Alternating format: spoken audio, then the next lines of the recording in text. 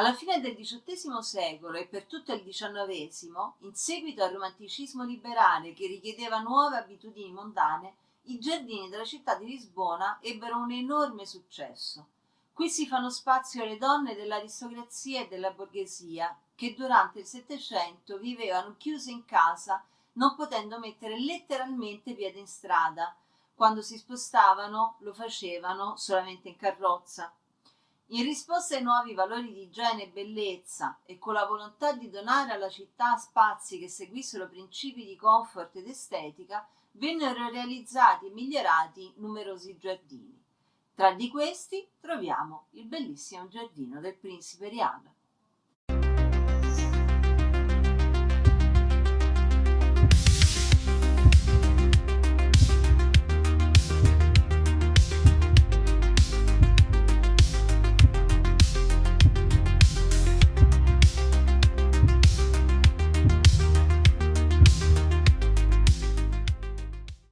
Il mio benvenuto a tutti i curiosi della storia di Lisbona. Io sono Fabiana e questo è Lisbona Giro in Giro, il mio programma che ogni giovedì all'1:30, ora di Lisbona, vi invita a scoprire storie, curiosità e misteri della splendida capitale lusitana.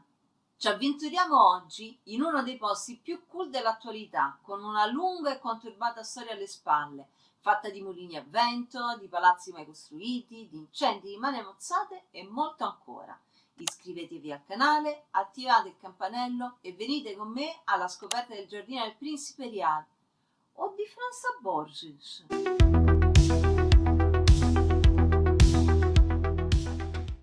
All'inizio del XV secolo, la zona dove si trova attualmente il giardino era conosciuta come Alto da Cotovia. Si trovava fuori dalle mura delle città ed era una zona prettamente rurale, tant'è che in quest'area, che ancora oggi è una delle più alte della città e quindi con più vento, si trovavano all'epoca dei mulini a vento, che si possono vedere in rappresentazioni grafiche del 1500. L'attuale strada Don Pedro V, che parte poi dal giardino del Principe Reale e va in direzione allo Sciato, si chiamava proprio Strada dei Mulini a Vento. Già nel XVIII secolo l'area venne acquistata dal conte di Taoroca con l'intenzione di costruirci un grande e lussuoso palazzo. L'opera progettata era sontuosa e talmente accattivante che la gente chiamò subito la piazza di Sito das Obras do Conte Taoroca, posto delle costruzioni del Conte di Taoroca, oppure terre del Conte di Taoroca. I lavori furono iniziati, ma non furono mai terminati, molto probabilmente perché vennero a mancare i fondi, e l'area venne lasciata dopo la morte del conte ad un cumulo di macerie e rovine, diventando nel 1750 niente po' di meno che la discarica del vicino Pairo Alto.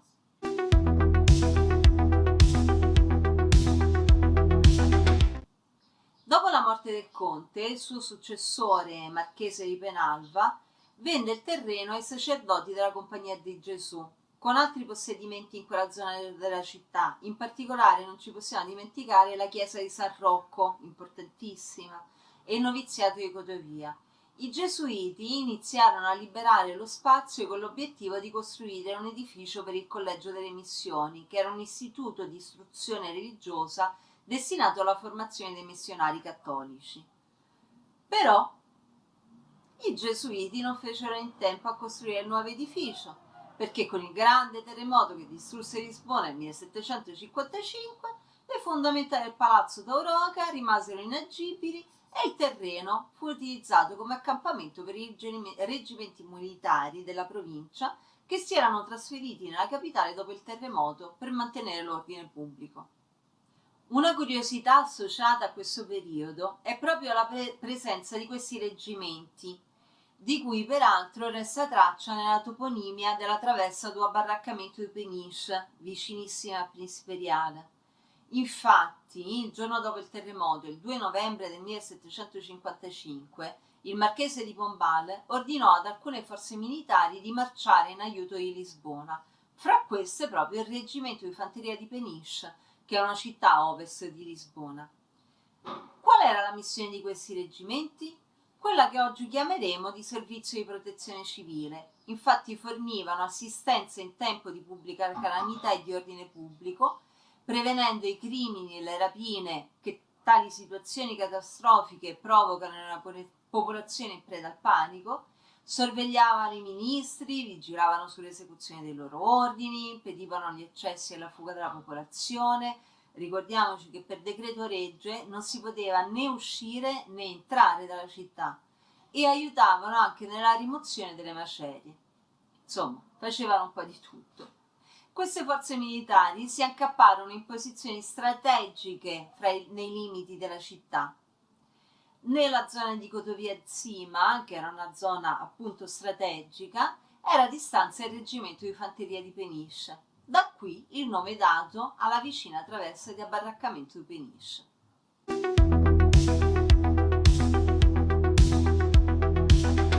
Con il terremoto crollò mezza Lisbona, se non di più, e anche la cappella reale di Passo da Ribeira, che fungeva da basilica patriarcale.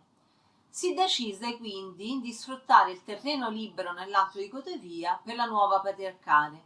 La chiesa, che venne costruita in legno su ciò che restava della spessa muratura in pietra dei lavori del conte, era formata da 3 navate di 15 cappelle. Nel 1761 vi si celebrò la prima messa. Si trattava di un'opera fragile e temporanea, e il 10 maggio del 1769 un sacrestano che voleva nascondere i suoi furti la diede alle fiamme, provocandone la distruzione. Il sacrestano, un tale Alessandro Francisco Vicente, finì per essere punito con il taglio di entrambe le mani, punizione che venne inflitta sul posto tra le rovine. Alessandro divenne in seguito l'eroe del romanzo Un incendiario da patriarcale di Leite Bastos, pioniere del genere giallo in Portogallo nella seconda metà del 1800. Il disastro ebbe un grande impatto popolare e il luogo divenne noto come sitio da patriarcal Queimada. La lista dei tentativi di costruire nell'area non si ferma mica qui però. Dopo il terremoto, secondo i piani di urbanizzazione pombalina della zona, il terreno era destinato all'ubicazione di una struttura pubblica e nel 1789 il visconte di Villanova Cerveira, ministro delle finanze e presidente del tesoro, suggerì di utilizzare le rovine per costruire il reale erario, ossia la tesoreria centrale del regno. I lavori iniziarono negli anni 90 del 1700, però il cantiere venne abbandonato nel 1797 per mancanza di fondi, lasciando il terreno nuovamente a luogo di macerie, che d'ora in poi venne chiamato Caboclos do Erario, equivoci o errori del tesoro. L'opera monumentale raggiunse solamente il secondo filare di murature sopra il terreno, rimanendo tale fino al 1833, quando il governo decide di disboscare il terreno e di consegnarlo al municipio per realizzare la nuova piazza. Cioè il governo ha detto basta, non ce la facciamo più, fateci quello che vi pare. A memoria del progetto del tesoro rimane il disegno dell'ottagono centrale sotto il quale si trova il serbatoio d'acqua costruito dalla Compagnia delle Acque nel 1863, chiamato Serbatoio della Patriarcale in ricordo della Basilica post-terremoto. Si tratta di una grandissima sala sotterranea composta da volte e pilastri alti quasi 10 metri che serve ad accumulare le acque che provengono dall'acquedotto da Sagoci Livres, che attualmente alimentano il lago del giardino ed anche alcune fontane nelle vicinanze. Fatemi sapere nei commenti se per caso vi interessa conoscere la storia dell'acquedotto. Dopo questa lunga serie di tentativi falliti di costruire grandi edifici e spazi collettivi, nel 1869 l'area viene finalmente trasformata in giardino in stile romantico, a cui fa da cornice un ambiente costruito caratterizzato da una nuova tipologia residenziale fatta per la nuova classe privilegiata dell'epoca, costituita da bellissimi palazzi, molti dei quali dal sapore orientalista, esotico e romantico. Esempio fra tutti il Palazzo Ribeiro da Cunha, nel suo caratteristico stile neomoresco. Il giardino è organizzato attorno al grande lago ottagonale di cui parlavamo prima. Da qui Percorsi irregolari conducono a spazi diversi fra loro. Secondo l'idea del giardino romantico, vengono piantate in modo apparentemente imprevisto specie arboree dalle origini più diverse, dal cedro dell'Himalaya al tiglio argentato della penisola balcanica, all'europinea dell'America centrale e settentrionale, la palma del Messico e via dicendo. Splendido ex libris del giardino è il cedro, trasformato in monumento botanico grazie alla caratteristica struttura in ferro costruita all'epoca che ne guida la crescita e che regala ai visitatori una delle ombre più piacevoli della città.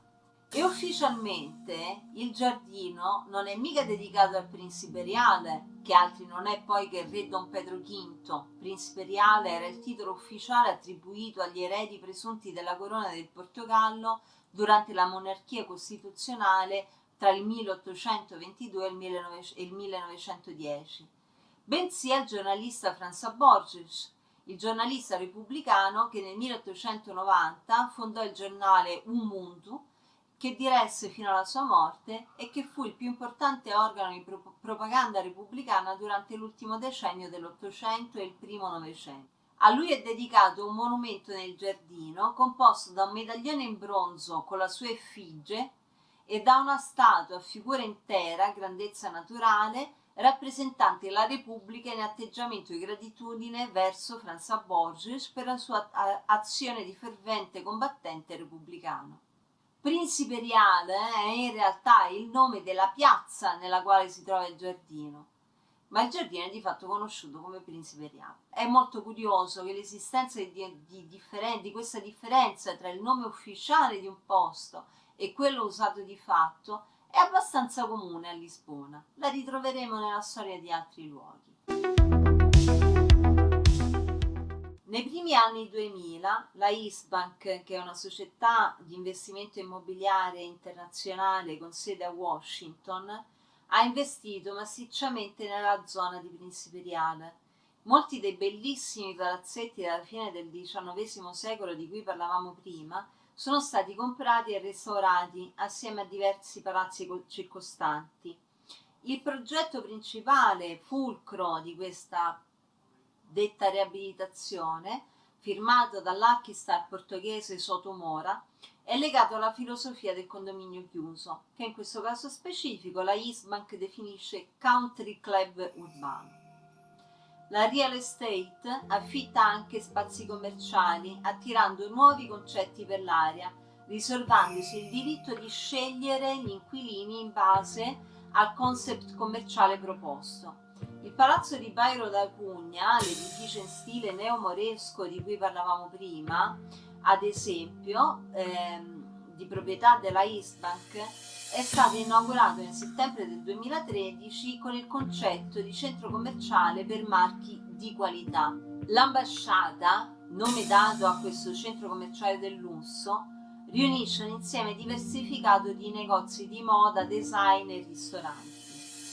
E a quanto pare da notizie recenti sarà trasformato in un futuro prossimo dal centro commerciale del lusso in hotel di lusso, come se mancassero hotel a Lisbona, ma comunque questa è un'altra storia di cui magari ne parliamo un'altra volta. La Isbank ha di fatto promosso un processo di supergentrificazione dell'area, portando negli ultimi 20 anni al cambiamento radicale della zona, con una perdita del commercio tradizionale a favore di un commercio specializzato nell'area del lusso, a una popolazione transnazionale di elevato potere acquisitivo.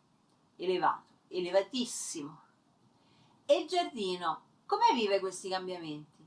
Da più di 15 anni vi si svolge un mercato biologico al sabato mattina, diverse volte al mese vi si svolgono mercatini vari di artigianato e all'ombra del bellissimo cedro si riposa gente di diverse provenienze. E tu, già conoscevi questo splendido giardino? Se ti è piaciuta questa storia, condividila con quell'amica o amico a cui potrebbe interessare. Alla prossima!